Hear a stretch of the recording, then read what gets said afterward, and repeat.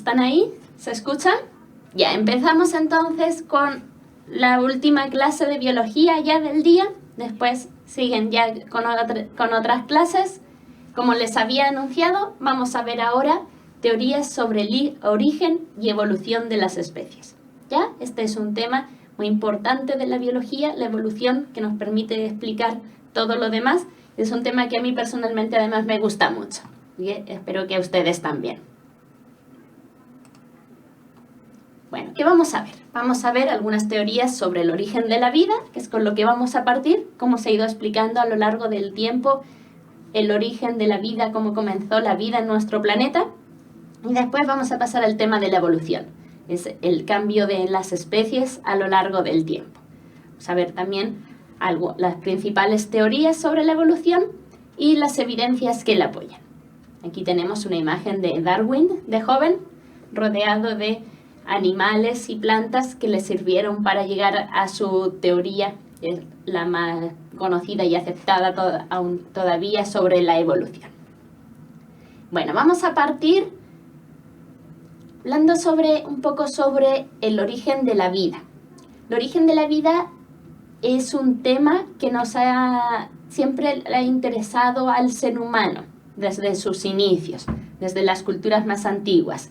Y vamos a partir precisamente para que comprendamos la importancia de explicarnos el origen de la vida y de las especies.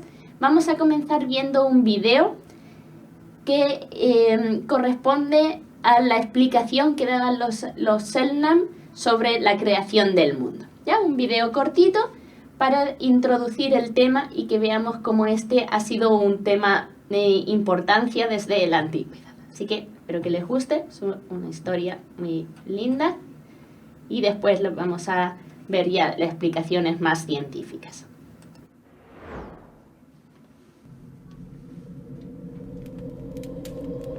Kenos era un Owen que fue enviado por Timacuel a organizar la tierra de los Selknam y se estableció al sur de Caroquinca.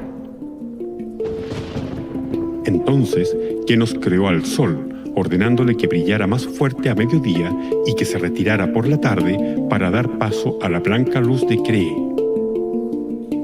El cielo estaba muy cerca de la tierra, por lo que empujó la cúpula y la dejó allí.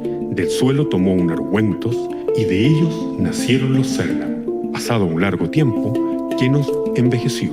Junto a los 3 antepasados que lo acompañaban siempre, trataron de conciliar un sueño de metamorfosis.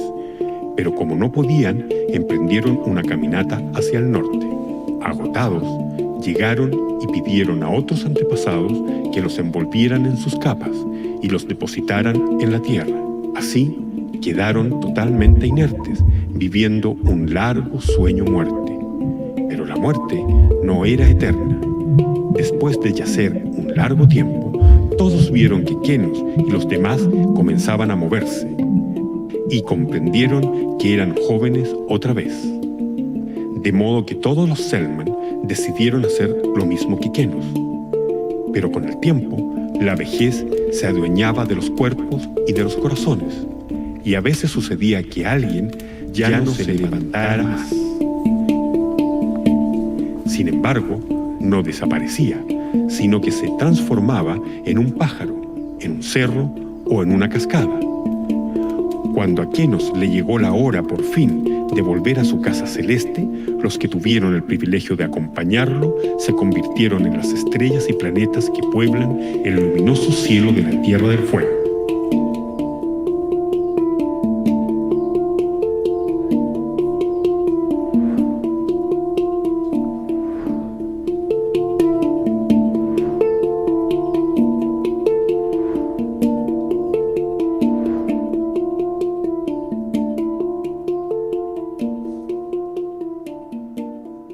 ¿Qué tal?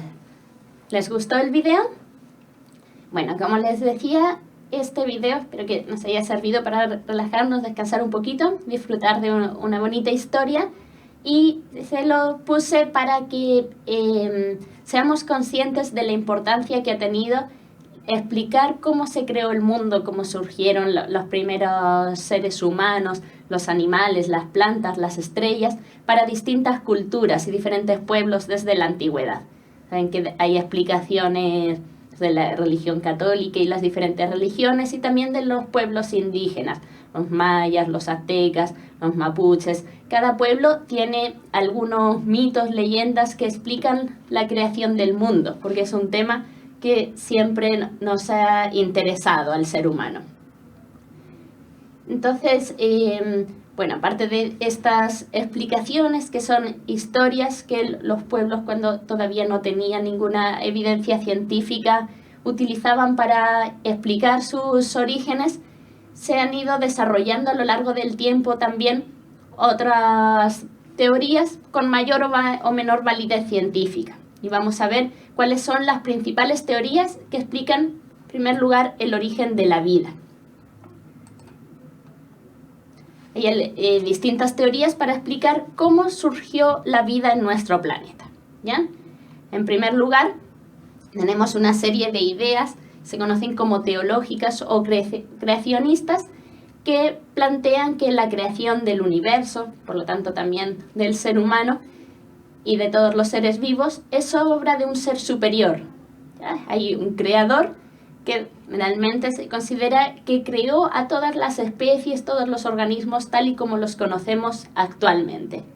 Y normalmente también se asocia estas explicaciones con una supremacía del ser humano sobre el resto de las especies. Estas son las ideas teológicas o creacionistas asociadas a la religión católica, pero también al resto de religiones y pueblos antes de tener, como les decía, otras explicaciones con evidencia científica. De manera ya intentando explicar la causa o la forma en que aparecen los seres vivos, hay otras teorías que fueron surgiendo a lo largo del tiempo, y una que se mantuvo durante bastante tiempo es la teoría de la generación espontánea.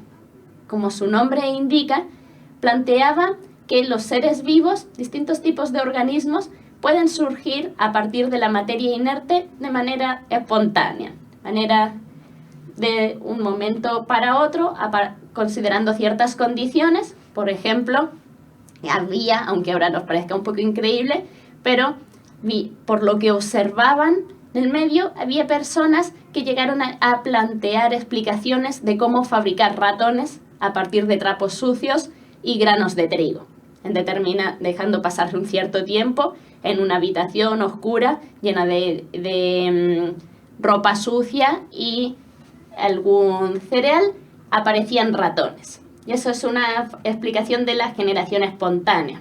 También se pensaba, por ejemplo, y por lo que se observaba, que a partir de la carne en descomposición se formaban las moscas.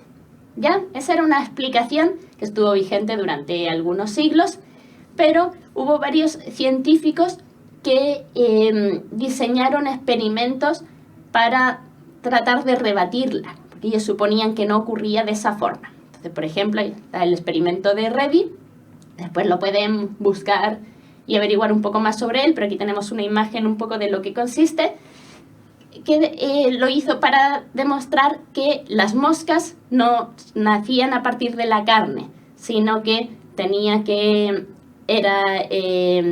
llegar moscas y colocar huevos para que nacieran nuevas moscas. Entonces, con una serie de frascos lo comprobó. Sin embargo, había gente que no terminaba de convencerse de eso a partir de las evidencias. Y fue finalmente Pasteur el que se considera que descartó totalmente la teoría de la generación espontánea, con otro experimento que tenemos representado aquí, donde demostró que los microbios que se formaban en un caldo de cultivo procedían del aire, que si un caldo estaba estéril, no ser que tuviera contacto con microbios del aire, no se producía la vida, ¿ya? Porque anteriormente personas pensaban que con la sola presencia de aire surgía la vida de manera espontánea. Estos experimentos permitieron descartar esa teoría.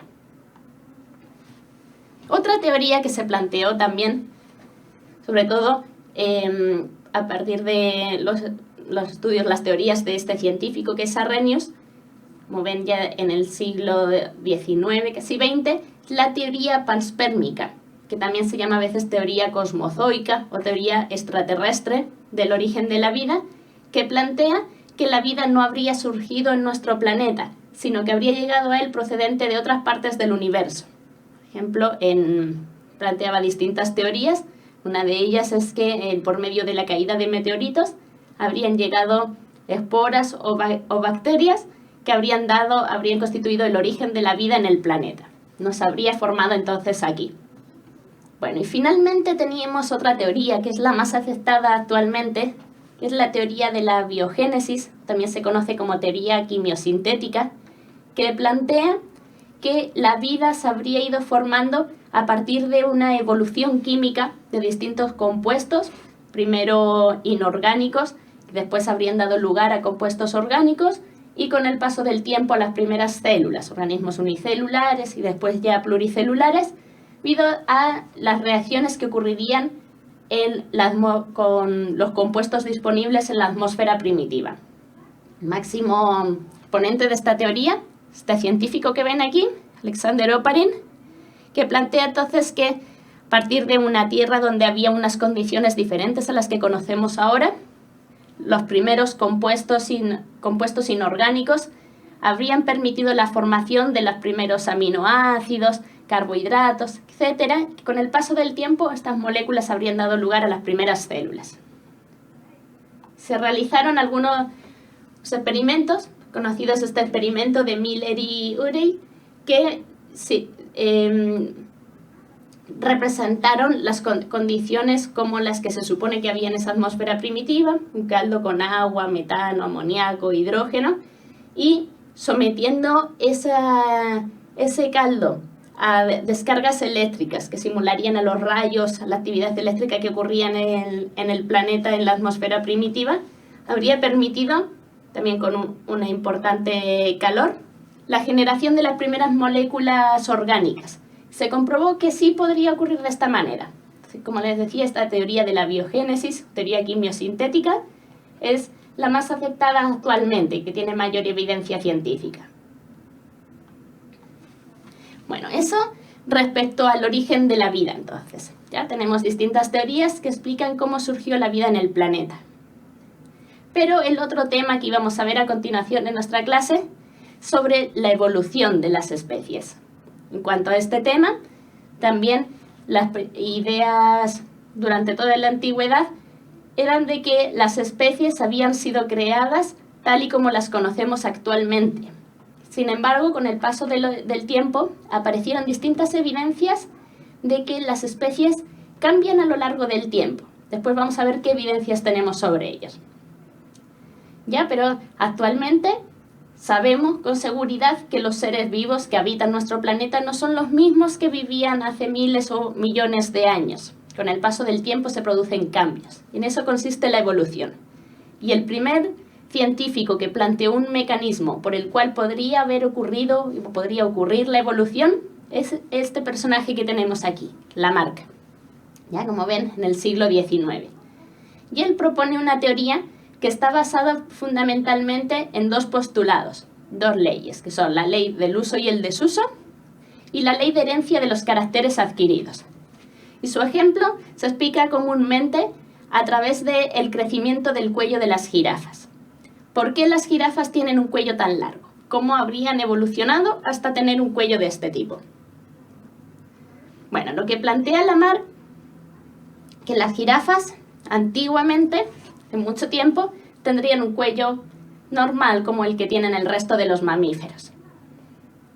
Pero en los lugares donde viven, ellos se alimentarían de las hojas de los árboles que no son muy abundantes.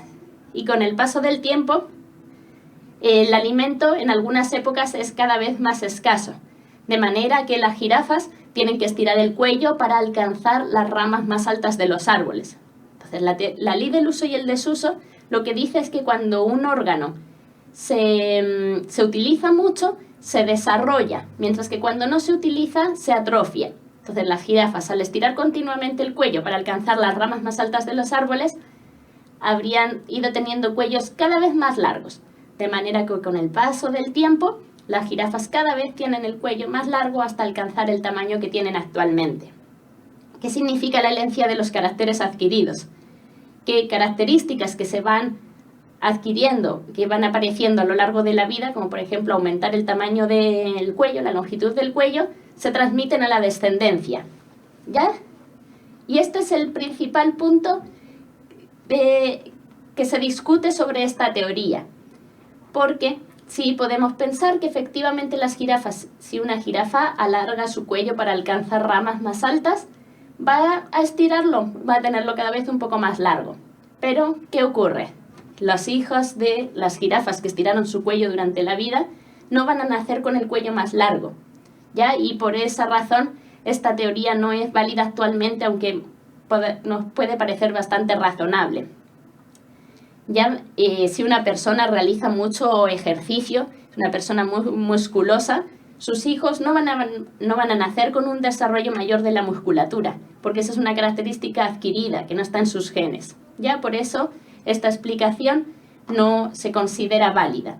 Si bien Lamarck tiene la importancia de haber sido el primer científico en plantear un mecanismo para explicar la evolución y en darse cuenta que las especies evolucionan a lo largo del tiempo. Como saben, seguramente, lo veíamos al principio y seguramente han escuchado hablar de Darwin. Bueno, Darwin fue otro científico que realizó un viaje, donde además Chile tuvo un papel muy importante, a bordo de un barco que es el Beagle, y recorrió las costas de Sudamérica, entre otros lugares. Y en su viaje acumuló muchas evidencias, mucha información y muestras que le llegaron a plantear una teoría sobre la evolución de las especies, que es la base de lo que se acepta actualmente. Sin embargo, la teoría de la evolución debemos decir que es de Darwin y Wallace, porque Wallace es el científico que tenemos más allá, también llegó a conclusiones muy similares a las de Darwin y en la misma época. Entonces, bueno, su teoría tiene dos puntos principales, aunque más extensa, que son la descendencia con modificaciones y la selección natural, que seguramente lo hayan escuchado. De hecho, la teoría de la evolución por medio de la selección natural.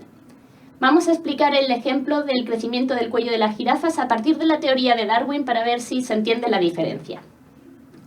Bueno, según la explicación que da esta teoría, dentro de cualquier especie existen variaciones entre unos individuos y otros. ¿Ya? Por ejemplo, todos los seres humanos no somos obviamente iguales, hay unos más altos, otros más bajos, unos más rubios, otros más morenos, unos más gordos, otros más delgados, etc. Hay características y en cualquier especie ocurre lo mismo. Hay organismos que son más grandes, otros más pequeños, los colores varían. Entonces, en el caso del cuello de las jirafas, habría inicialmente jirafas que tenían el cuello más corto de lo que conocemos actualmente, pero dentro de ellas unas tienen el cuello un poco más largo y otras un poco más bajo. ¿Qué ocurriría según la teoría de Darwin? Algunas condiciones ambientales, como la escasez de alimento, habrían llevado a que, ya que normalmente los recursos no son suficientes para mantener a toda la población, hay unas especies que logren sobrevivir y reproducirse y otras que no. O sea, unos organismos que puedan sobrevivir y reproducirse y otros que no. Es el caso de las jirafas, de alimentarse de las hojas de los árboles. Aquellas jirafas que eran un poco más altas tenían mayores probabilidades de sobrevivir que las jirafas más bajas. Por lo tanto, en tiempos de mayor escasez, la mayoría de las jirafas que sobreviven y que por lo tanto se reproducen y transmiten sus genes a las siguientes generaciones son las jirafas más altas. Y a lo largo de mucho tiempo, entonces cada vez la presencia de individuos con el cuello largo es mayor en las poblaciones, porque son aquellas que sobrevivieron y transmitieron sus genes a las siguientes generaciones. De manera que van desapareciendo las jirafas más pequeñas porque no consiguieron sobrevivir. Y ahí esto ocurriría con diferentes características.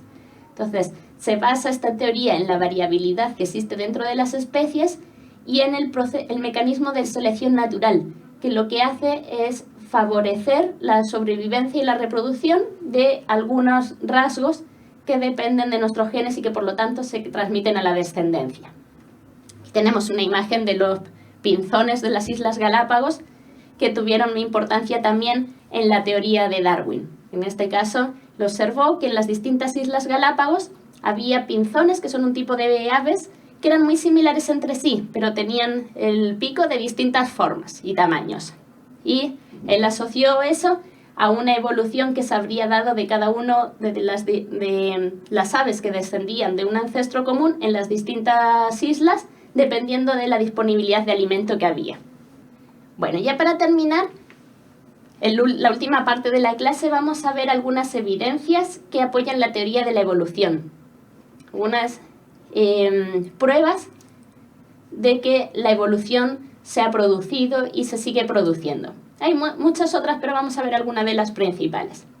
Una de las ciencias que nos permiten comprender la evolución es la paleontología, es el estudio de los fósiles, el estudio de organismos que vivieron antes que nosotros a través de la presencia de fósiles, que son restos de animales o de plantas mineralizados, o pueden ser también huellas o incluso excrementos, no necesariamente los huesos o los caparazones mineralizados, sino evidencias de la existencia de organismos antiguos. Pues aquí, por ejemplo, tenemos un fósil muy conocido que se considera como es un eslabón entre los reptiles y las aves, porque ven que esta ya recreación a partir de lo que muestra ese fósil nos permite determinar que en algún momento existió esta ave que tenía características propias de los reptiles. Por ejemplo, presentaba dientes que no tienen actualmente las aves, esas garras también en las alas y otras características propias de las aves como son las plumas. Hay casos en los que los fósiles también han permitido reconstruir la evolución de algunos tipos de organismos de manera bastante completa. Por ejemplo, es muy reconocido el registro fósil de la evolución del caballo, que nos ha permitido identificar antepasados de los caballos que eran mucho más pequeños, como ven aquí, y que fueron evolucionando hasta llegar a la especie actual, y eso se ha determinado a partir de restos sobre todo de piezas molares y de las patas de estos caballos, pata delantera. Bueno, otra evidencia de la evolución, otra ciencia que nos permite obtener pruebas de la evolución es la anatomía comparada, que estudia las distintas estructuras de diferentes especies para determinar cómo pudieron evolucionar. Y la anatomía comparada nos permite identificar dos tipos de estructuras u órganos que tienen un papel importante en la evolución, que son los órganos homólogos y los análogos que vamos a ver después. Por ejemplo, son un caso de órganos homólogos las patas delanteras de diferentes animales. Aquí ven que la pata delantera del cocodrilo, de un ave, la aleta de una ballena, pata de un caballo, el ala de un murciélago y nuestro brazo tienen una estructura interna que es muy similar en todos los casos. Están constituidos en todos los casos como por los mismos tipos de huesos, aunque evolucionaron de manera distinta. Entonces, los órganos homólogos son órganos que tienen una estructura interna similar, de lo que se deduce que se originaron a partir de un ancestro común, evolucionaron a partir tienen un mismo origen evolutivo, pero se adaptaron para distintos usos. Entonces tenemos órganos que se sabe que tienen el mismo origen porque tienen la misma estructura interna, pero que actualmente tienen usos muy distintos, incluso para volar, para manejar herramientas en nuestro caso, para nadar en el caso de la ballena. Esos son órganos homólogos, mismo origen, pero distintos usos. Mientras que hay otro tipo de órganos, estructuras, que son los órganos análogos, que por el contrario son órganos que actualmente tienen un uso similar, como por ejemplo las alas de los insectos, de los murciélagos, podrían ser también las de las aves, pero que sin embargo muestran una estructura interna distinta. Las alas de los murciélagos, de las aves, tienen una estructura ósea interna, mientras que las alas de los insectos están formadas por una membrana. Por lo tanto, se puede comprobar que tienen un origen diferente, pero sin embargo evolucionaron hasta adquirir un uso similar. Esos son órganos análogos. Origen diferente, pero un uso parecido en la actualidad. Entonces, son una evidencia de una evolución convergente. Especies que evolucionaron desde distintos orígenes, pero que en la actualidad presentan características similares. Mientras que en el caso de los órganos homólogos tendríamos una evolución divergente. A partir de un mismo origen se llegó a estructuras distintas. Bueno, otra evidencia de la evolución, otra ciencia que nos da algunas evidencias sobre la evolución es la embriología. Y hay aquí una muestra para que entiendan a qué nos referimos. Vemos aquí embriones de un ser humano, de un cerdo y de un lémur, un mamífero. Y dice, ¿cuál es cuál? ¿Podrían llegar a saber cuál es el embrión humano? ¿Qué significa esto? Bueno, evidentemente lo que vemos es que son muy similares entre sí. Efectivamente, los embriones de especies muy alejadas, incluso más alejadas que las que vemos aquí, en sus primeras etapas son muy similares. Y eso se considera una evidencia también de un origen común entre todos los organismos, que fueron evolucionando de distinta manera, pero que inicialmente serían muy similares. Por eso las primeras etapas del desarrollo todavía son prácticamente indistinguibles. Muy bien, Luna, esa es la idea. Bueno, y por último, una de las evidencias que se utiliza actualmente más son las que nos aporta la biología molecular. Veíamos en las clases anteriores cómo está organizado el material genético, qué características tenía, etc. Y es precisamente el análisis del ADN y también de ciertas proteínas lo que nos ha permitido comprobar las conexiones evolutivas que hay entre distintas especies. Por ejemplo, aquí vemos la relación que hay entre distintos primates y este árbol está construido a partir del porcentaje de similitud entre distintos organismos. Me pregunta Jimena cuál era el embrión humano en la diapositiva anterior. La verdad que no lo sé, porque están en esa imagen los tres. La verdad que no sé cuál era de los tres, pero lo importante era que viéramos que efectivamente en las primeras etapas del desarrollo son muy similares las distintas especies, después se van diferenciando. Y las teorías plantean que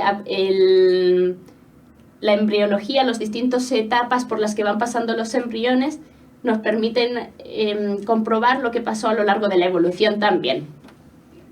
Bueno, ahora estamos viendo lo que nos muestra la biología molecular también. Como les decía, aquí tenemos un árbol genealógico que está construido a partir del porcentaje de diferencias que existen en el ADN de diferentes especies, para que vean que, por ejemplo, entre el ser humano y los chimpancés existe solamente un 1,2% de diferencias en la secuencia de ADN, ¿ya? Mientras que va aumentando un poco la diferencia con otros primates como los gorilas o los orangutanes.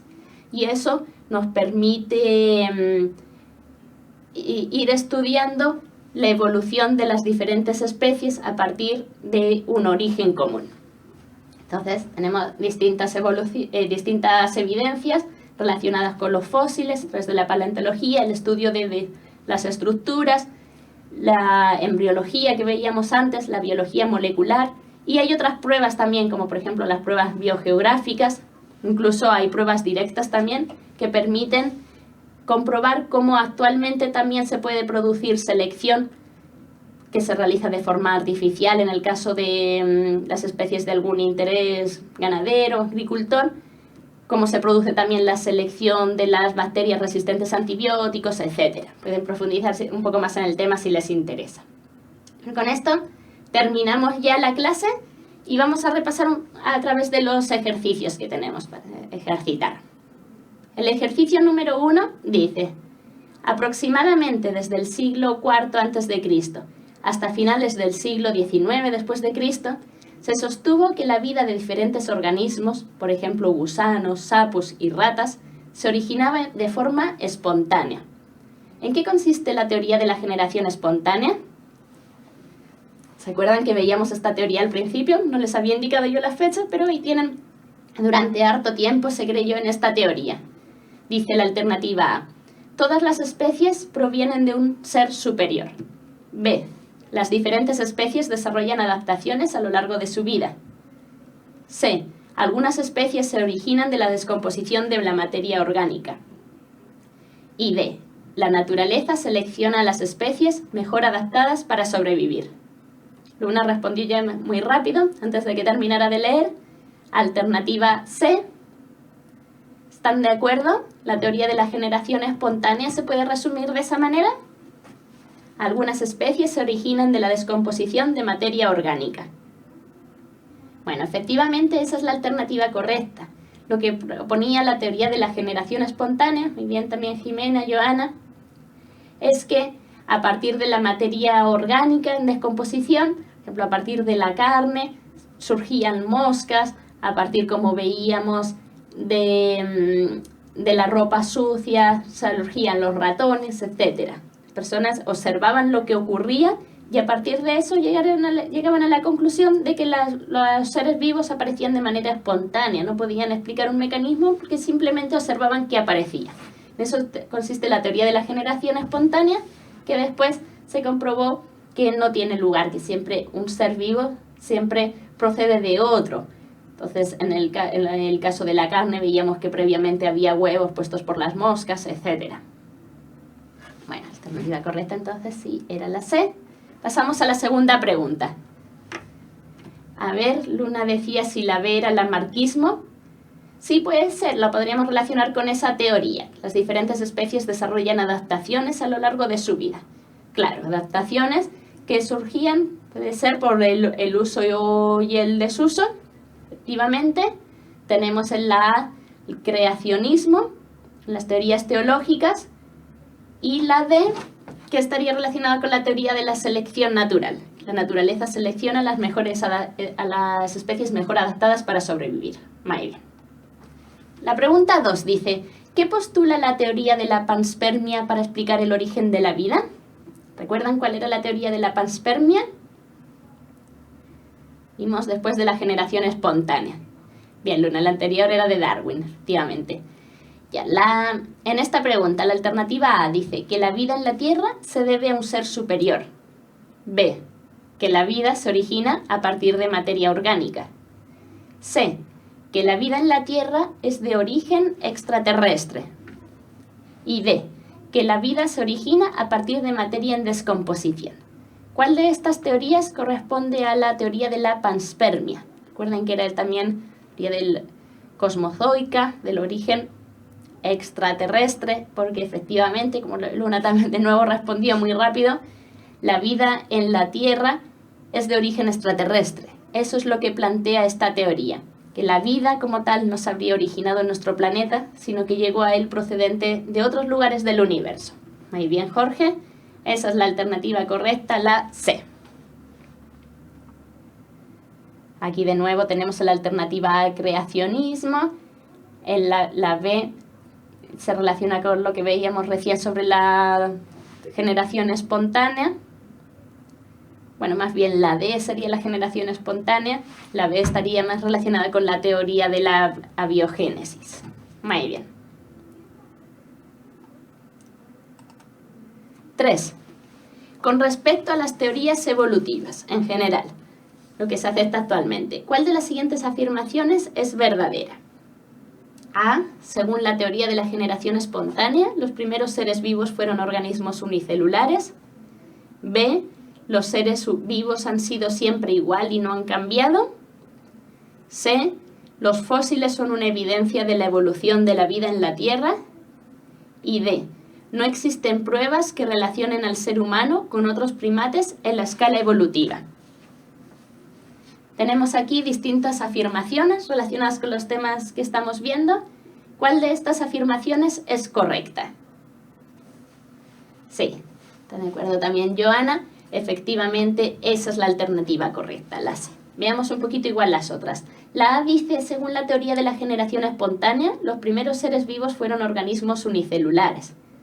Bueno, efectivamente, los primeros organismos fueron unicelulares, eso es lo que se cree, pero la teoría de la generación espontánea no hablaba de eso, sino que explicaba la aparición de distintos tipos de organismos a partir de la materia en descomposición. Los ejemplos que hemos visto eran organismos pluricelulares, no hablaba de esa evolución. La B dice que los seres vivos han sido siempre igual y no han cambiado. Eso es una teoría contraria a la evolución y que está descartada. La C, efectivamente, los fósiles son una evidencia de la evolución de la vida en la Tierra porque nos permiten comprobar que los seres vivos no han sido siempre como los conocemos actualmente. Por ejemplo, veíamos cómo eran los caballos antes, sabemos que existieron organismos que ya no existen, como los dinosaurios y muchos otros, etc. Y la D, no existen pruebas que relacionen al ser humano con otros primates en la escala evolutiva. Es falsa también, como veíamos, existen muchas evidencias de que los otros primates que viven actualmente y nosotros tenemos un origen común. Una de las principales evidencias son las similitudes en el material genético. 4. Los registros fósiles aportan evidencia sobre el proceso evolutivo de las especies, como veíamos. ¿Qué son los fósiles? ¿Cuál es la mejor definición de fósil? Alternativa A, restos de un ser vivo que se han mineralizado. B, partes de un ser vivo que ha sufrido descomposición. C, animales prehistóricos que aún se mantienen con vida. Y D, huesos enterrados en el suelo a distintas profundidades. Varias alternativas relacionadas con el concepto de fósil, pero ¿cuál es la definición más precisa de lo que es un fósil?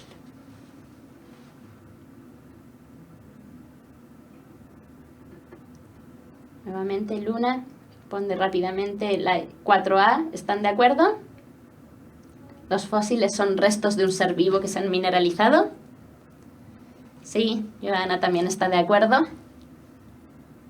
Efectivamente, esa es la definición de fósil.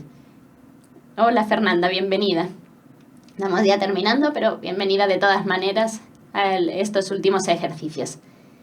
Bueno, ¿están todos de acuerdo? Los fósiles son restos de seres vivos que se han mineralizado y por lo tanto se han conservado durante mucho tiempo. Pueden ser huesos cuyos átomos han sido reemplazados por átomos que los han permitido mantenerlos como forma de roca, restos de conchas, exoesqueletos, etc. Pero también pueden ser, como veíamos antes, huellas, restos de partes blandas que se han conservado. Si hubieran sufrido descomposición, como dice la alternativa B, no los tendríamos ya actualmente disponibles. La alternativa C es curiosa porque a veces se dice de algunas especies o incluso de personas que son fósiles vivientes. Ya, pero eso no es...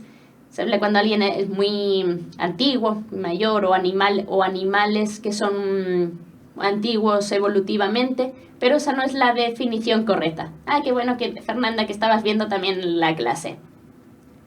Bueno, la alternativa de huesos enterrados en el suelo a distintas profundidades. Obviamente los fósiles pueden ser fósiles de huesos y están enterrados.